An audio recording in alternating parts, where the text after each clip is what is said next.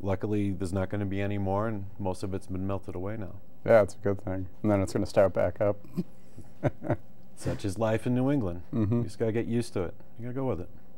You're actually originally from western New England, right near Gardner. Yes. The small town called Templeton. Templeton. Yep. Mm-hmm. Not much going on out there. Yeah. How long did you live over there? Probably about 23 years, because Mm-hmm. I made a deal with myself to be out of my parents' house by 25. Oh, wow. So I've been living in the Boston area Mm-hmm. for over 15 years. Started in Brighton, Mm-hmm. big college town. It's 15 minutes from everywhere. Yeah. Then eventually migrated to Chelsea, better known as Chel Salvador. Did you start that, or has it been known as that? No, Chel Salvador. I think it's just a catchphrase. Yeah. I don't know who quipped it, but it's pretty much dead on, and people that hear it kind of understand what it means. Now, have you been to El Salvador? No, closest to that is probably Puerto Rico. Yeah. That's good. Yeah. And now you're in improv. You've been in a class for the last year. Yep. This guy named Bob Smith. Bobby Smithney. Mm-hmm. Smithney. Yep. And tell me a little bit about that class. It's an excellent class. It basically gears towards perspectives that you can use every day in your life, whether you want more confidence, public speaking, social skills, or interactive, or for people such as myself, start applying and start putting it towards an actual career in comedy. Yeah. And I remember backstage, I was asking if you did stand up before, and you told me that it's a funny story and it actually inspired you to get into this class. Yep. One of the other things I told you about is I'm still an officer of the Polish Political Club, and we had a very talented comedian years ago, Kevin Knox.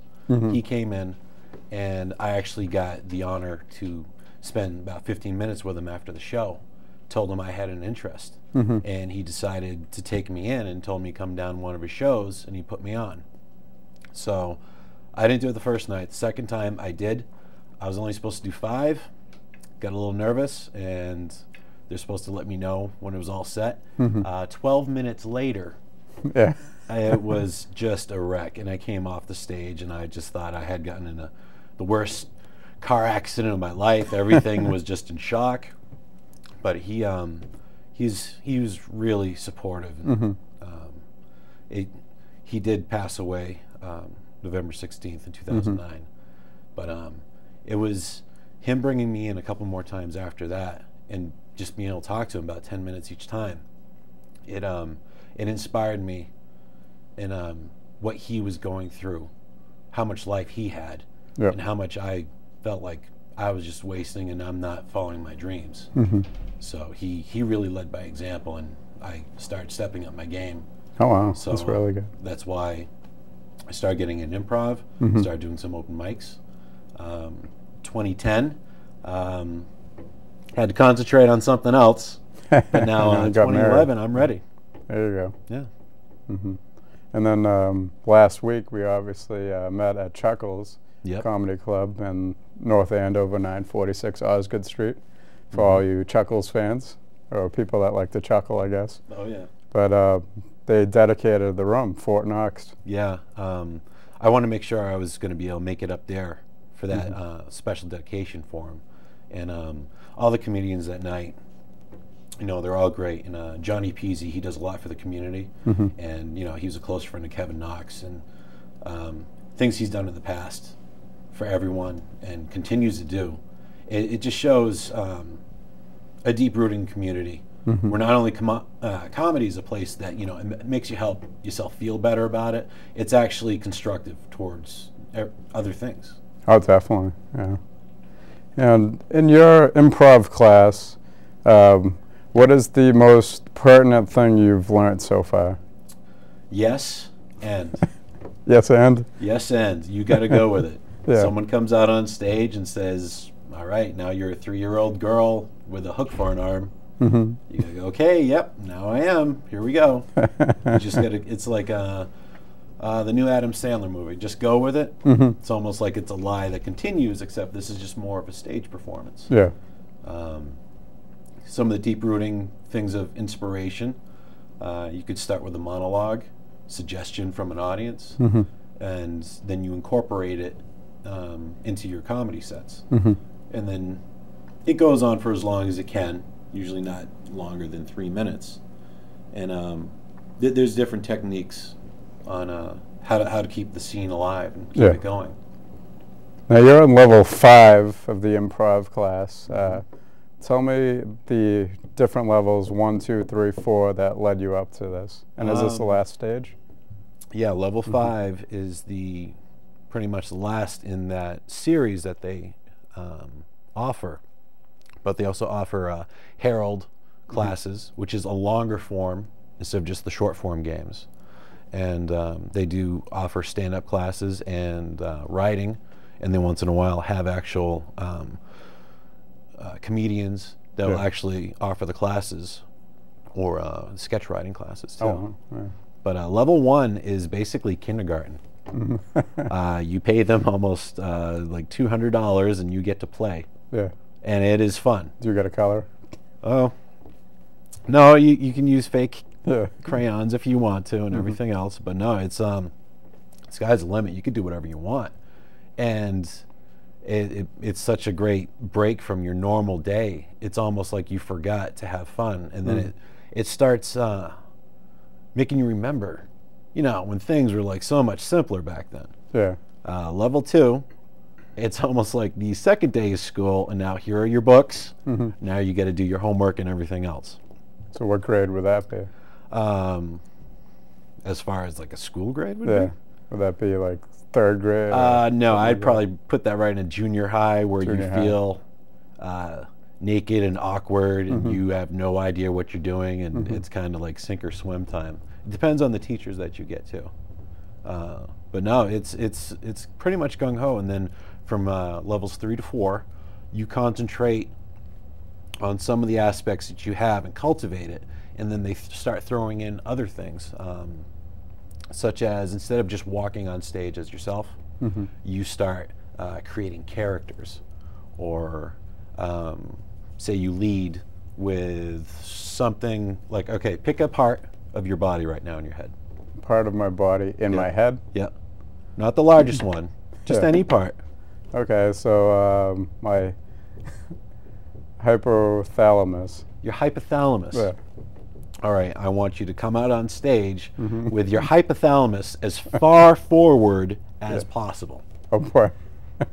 And then you cultivate a character that would probably do something like that. And I'm already thinking something like Sling Blade, kind of put your head as forward as I can, and just kind of go. Just talks like this. Yeah, it kind of talks like this. If you're, if you're talking about your medulla oblongata, then you kind of got to come out here. But it's almost like it's a choice, or you start with an emotion, and they can be the most strongest motivators and inspiration, where you can actually draw from experiences in your own life, and you bring it out in your performance, and it helps you a lot. Oh wow! Like some actors, where they've got to be sad, and they've got to get out the tears, and they draw something from their own life personally that can help get them going, and they just get some tear and stuff. And they use it in the scenes. Now, can you tear up right now? I don't know if I could actually squirt water, but I really wish you didn't ask me that, Shawn. Wow. That's the one question. I'm so sorry. That's the one question I didn't want you to ask me tonight. I'm sorry. And it. Do you want to start this over? Can we start over, please? Yeah. Shawn Hansen's Comedy Corner. I'm Shawn Hansen. We got Jeff Ferguson from Jeff TV as my cameraman. Yeah, baby. Joan Rolfe, my classy director, as camerawoman tonight, and Connor Crosby as my director. Seems like I have 2 directors, but I only have 1 tonight. Anyways, we have Brett Woodford with us. Yes, much. Here's my business card. Oh yes, thank you. Yes. Oh, let me give you one of mine too. It's a little bit large, but there was a deal. It's a little heavy too. It is. It is quite heavy. You get a little workout with my cards. That's why you're so buff. Yeah, maybe what you can't see. Girls like must go crazy For you, yeah. Yeah, when I'm chasing after him. If we were a radio station, the phones would be all lighted up. Possibly. Could we talk to him? Yeah. We could talk to them if you wanted to. Mm-hmm. You want to take a call on line 1? Yeah, sure. All right. Hello? Oh yeah, this guy that you got on your desk, I think I seen him in the post office. I think you better be a little bit careful. I hope you got a gun on him or something, or state security. Well, why do we have to be careful about him? What did he do? He likes to steal vegetables. He stole all my vegetables last summer, and I have no summer squash in the summer. Oh, really? Oh my God, that's amazing. Don't even get me started on winter squash. Winter squash. Winter squash. I can't even talk. I just get all choked up when we talk about winter squash. Yeah. A little bit out of season. Do you want to take one more call? Yeah. Yeah. Let's take a call. Hello? Hello? Hi. Hello? Hi. Is this Shawn Hansen? No. Oh, I could have sworn it was Shawn Hansen. That's what the information guy told me. Well, it's his twin brother that sounds exactly like him. Oh, no, not the twin brother. Not Michael Hansen. Oh. That's my father's name. That's my middle name. It's a little bit of a psychic ESP thing, I guess. I pick it up. I just wish I could control it, you know? Lottery, that would work. And then you add an N to it and we get ESPN. Ba-bam. Mm-hmm. See, that's what I'm saying. It's that you just go with it, with the improv. Now, if you were to be in Carmelo Anthony's shoes right now, trying to figure out if you're going to New York or New Jersey or back to the Nuggets, what would you be thinking right now and where would you ultimately go? First, I'd be thinking, who's Carmelo? Because wrong guy to ask. If you want to ask me bad sci-fi movies or something about comic books, totally. But okay, so for instance, you know Robert De Niro, of course. Yeah. If you were I've Robert De Niro, I've heard things, yeah.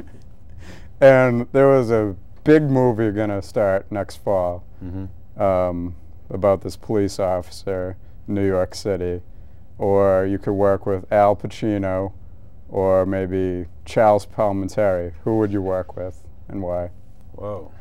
I'd probably go with Al Pacino, just because the characters that he has portrayed in the past have been much more stronger than Chaz. I mean, he had some solid figures, but it's almost a one-sided thing. Al Pacino can show the duality of his character, even though when he's at his strongest moment, you can see, you know, there's a different side to it.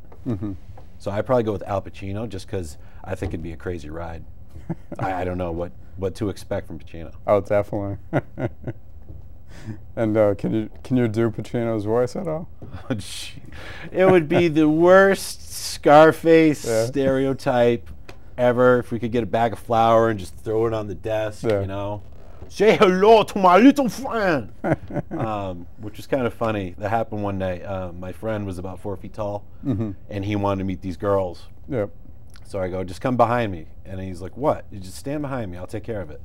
And they go, yes. So I say the line, and then I move to the side. And, you know, they all thought it was funny. He didn't really like